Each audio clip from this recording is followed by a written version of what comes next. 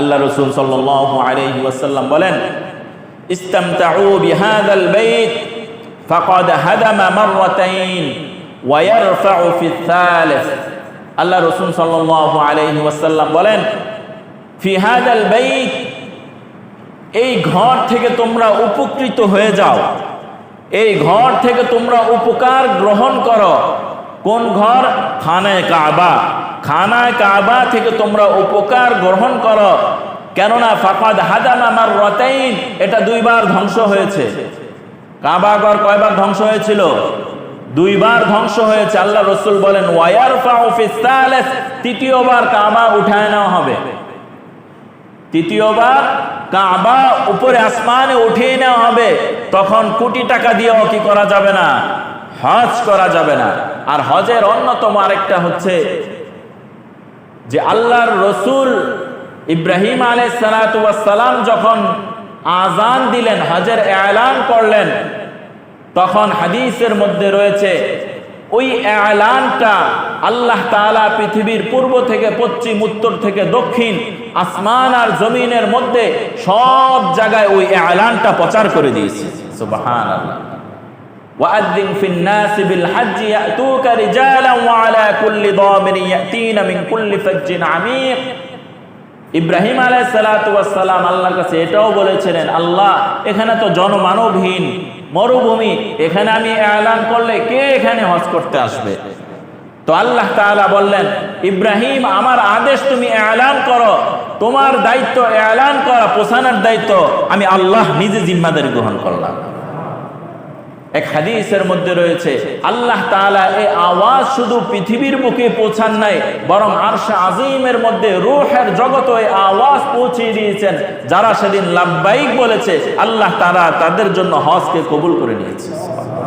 তারা মক্কা মদিনায় যাবে, তারা সেই কালো গিলাফ দেখবে। সে রসুলের রওজার সামনে যাবে, সে সবুজ মিনার দেখবে। তো যেই চক্ষু কালো গিলাফ দেখে নাই, ওই চক্ষু কি দেখেছে বলেন ভাই? আল্লাহর ঘর, কাবা ঘর, যে কালো গিলাফ দেখে নাই, ওই চোখের তো একটা অপূর্ণতা থেকেই গেল। কি বলেন ভাই? জিন্দেগির মধ্যে একটা অপূর্ণতা থেকে গেল না, যে খানায়ে কাবার কালো গিলাফ আমার এই দুই চোখ দেখে নাই। সবুজ গম্বুজ, রসুলের রওজার সে সবুজ গম্বুজ, সে সবুজ আমার চোখ কি দেখে নাই। জান্নাতুল বাকি, একেবারে রিয়াজুল জান্নাত, জান্নাতের একটা খণ্ড, ওখানে আপনি যাইতে পারেন নাই জীবিত থাইকা, তো এটা তো আফসোস থাকার কথা। কি বলেন ভাই? মুমিনের এটা আফসোস থাকার কথা যে পুরা পৃথিবী তো জান্নাতের টুকরা না, জান্নাতের টুকরা হচ্ছে রসুলের ওই যে মেহরাবের সামনে যেটা, তো ওটা তো একটা আফসোস থাকার কথা। জীবিত থাকলাম, দুনিয়ায় থাকলাম, জান্নাতের টুকরায় পা রাখতে পারলাম না, ওখানে 2 রাকাত নামাজ পড়তে পারলাম না। হায়, এটা তো আমার মুমিনের একটা আফসোস থাকার দরকার। যারা যেতে পেরেছেন আলহামদুলিল্লাহ, আল্লাহ তাআলা বারবার এই হজ আর উমরা করার তৌফিক দান করেন। আর যারা যেতে পারে নাই, আল্লাহ তাআলা মরণের আগে হলো ওই কালো গিলাফ, ওই সবুজ গম্বুজ, ওই জান্নাতের টুকরা আমাদেরকে যাওয়ার তৌফিক দান করেন। আমিন। একটু আগে যে হাদিস পড়লাম, আল্লাহ রসুল বলেন, এ ঘর থেকে তোমরা উপকৃত গ্রহণ করো, উপকার গ্রহণ করো, কেননা এটা আল্লাহ তাআলা উঠিয়ে নিবে।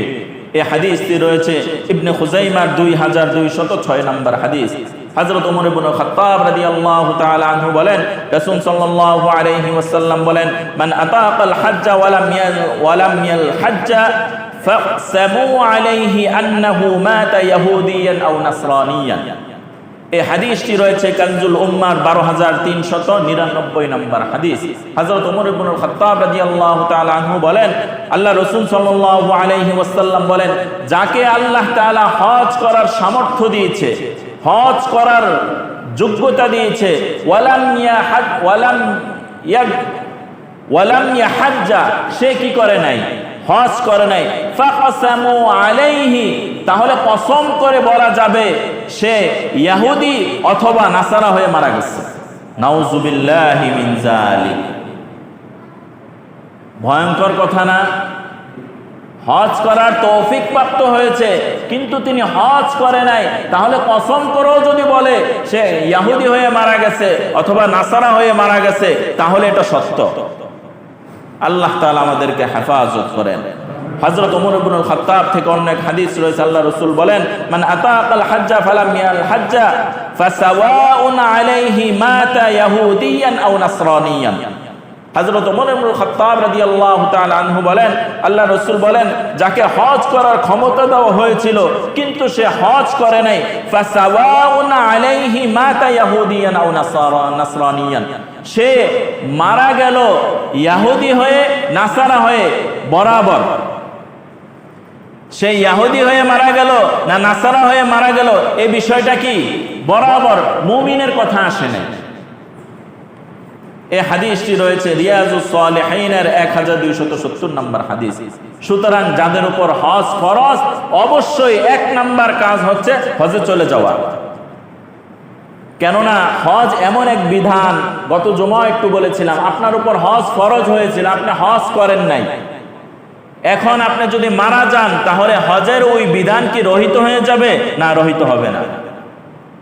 তাহলে মরণের আগ পর্যন্ত আপনার সর্বোচ্চ চেষ্টা করে যেতে হবে, আমি যেন হজ অবশ্যই করব।